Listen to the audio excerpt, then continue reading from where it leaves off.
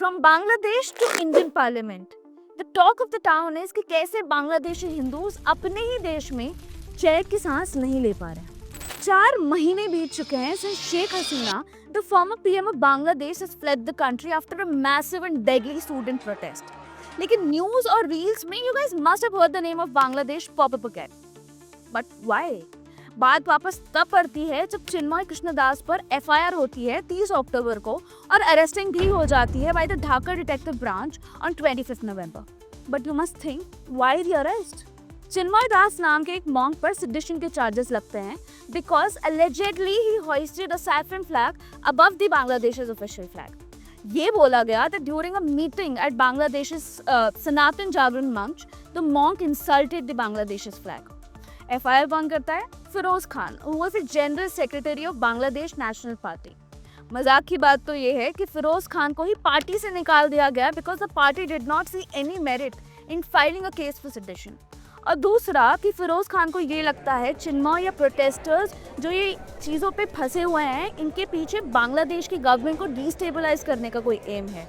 I mean says a man from a country जिसकी हालत 4 महीने पहले क्या थी उसका नज़ारा सबने देखा है।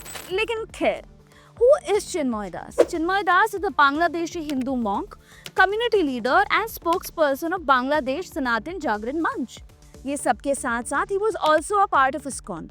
But वो करते क्या हैं? He advocates for the rights of Hindus in Bangladesh जो उस country में minority है।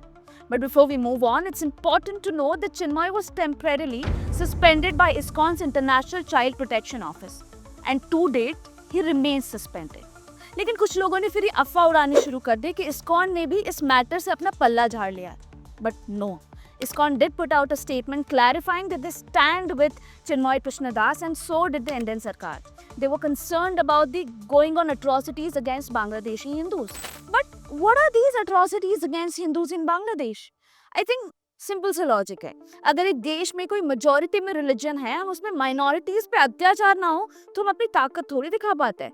वही हाल बांग्लादेश में भी हुआ। Since 90% of the population there are Muslims, the Hindus there have been subjected to atrocities a lot, from setting homes on fire, vandalising shops to thrashing people on road. The minority has seen it all.